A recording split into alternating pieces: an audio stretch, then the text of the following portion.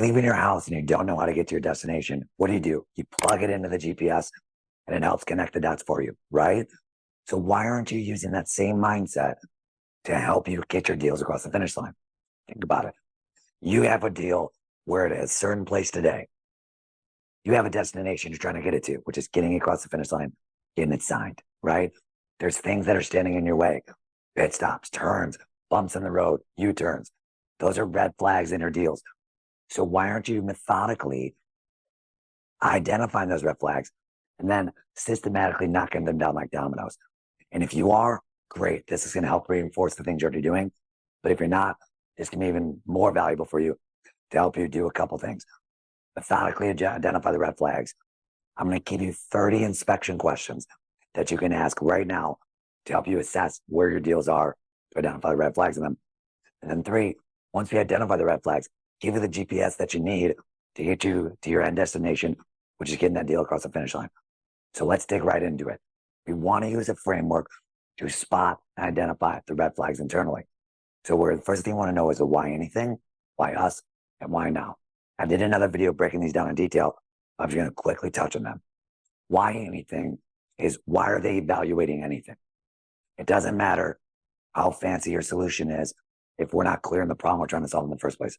So getting clear on the why anything goes a long way to help you assess where the deal is. Why us? What makes you unique? How are you uniquely positioned? And how do they perceive how you're positioned to make you the best solution to help them get where they're trying to go? And then number 3, why now? What's the compelling reason? And what are the consequences of not taking action right now? And I'm going to give you a bunch of questions for all 3 of these so you can dig in. So I'm not going to read these one by one, but I just want you to get a sense of what these questions are. These are internal inspection questions you can ask. So jump in a conference room or jump on a Zoom call with one of your coworkers and just ask each other these questions, because it's going to help you get a sense of where your deals really stand. In terms of, are we clear on what their pain is? Do we know the ROI? Are they clear on the ROI? Do we know the external factors that can influence the problem at hand? These are all things that you want to get a sense of to help you identify really where you are at in the sales cycle to create that GPS. Then getting into the why us.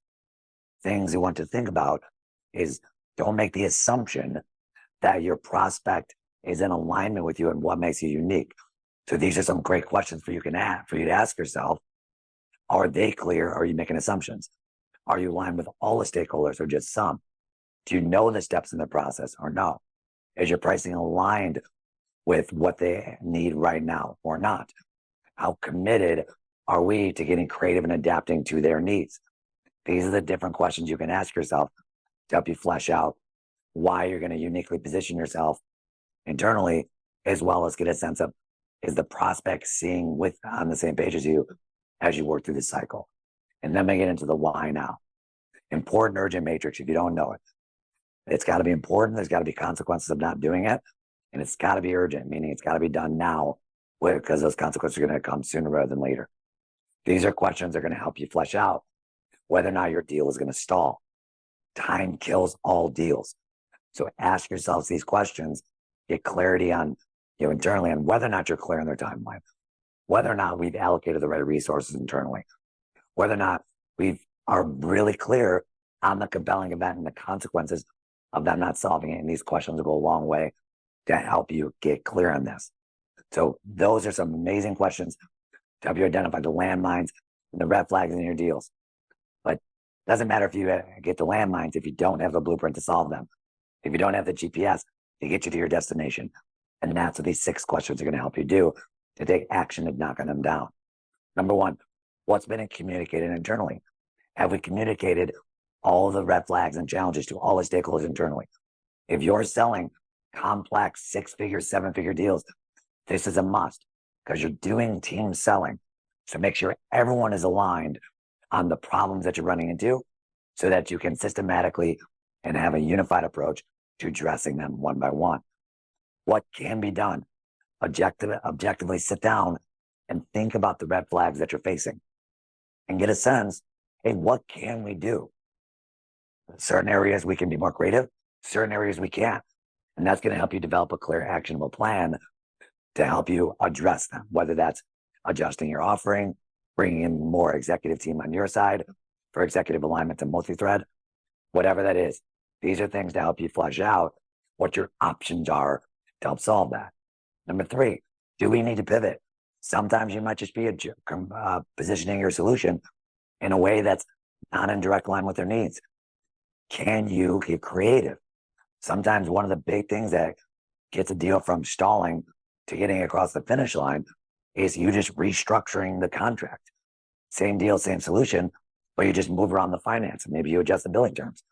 These are things that you could think about to get creative, to adjust how you're positioning yourself, whether that's solution, whether that's the terms, whatever that may be, to help you get creative and get it across the finish line. Can we use past success? People make decisions with emotion and justify with logic. So can you get them connected to other customers and leverage other case studies to help them feel at ease and help them de-risk the evaluation themselves? And then pair that with data so they can feel confident both emotionally and logically that they're making the right decision for you. And then what's the competition? Are you clear on the competition? And it's not just the other competitors, it's also status quo. The number one competitor you have in most deals is them not doing anything. So getting clear on what that looks like, as well as your competition and the strengths and weaknesses of all the options. And that's going to help you create your attack plan. And then last but not least, action is the ultimate equalizer. So what have you already done to address this? Take action fast. Urgency is key here, because landmines, when you step on them, they blow up really quick. So the faster you can act internally so that you can collectively take action externally, the faster you're going to address these red flags and the faster you're going to win your deals. So I hope this is helpful. My name is Justin J. Johnson, founder and creator of the Beautiful Savage Sales Academy. I want you to use this, implement it, burn it down. I'll see you in the next video.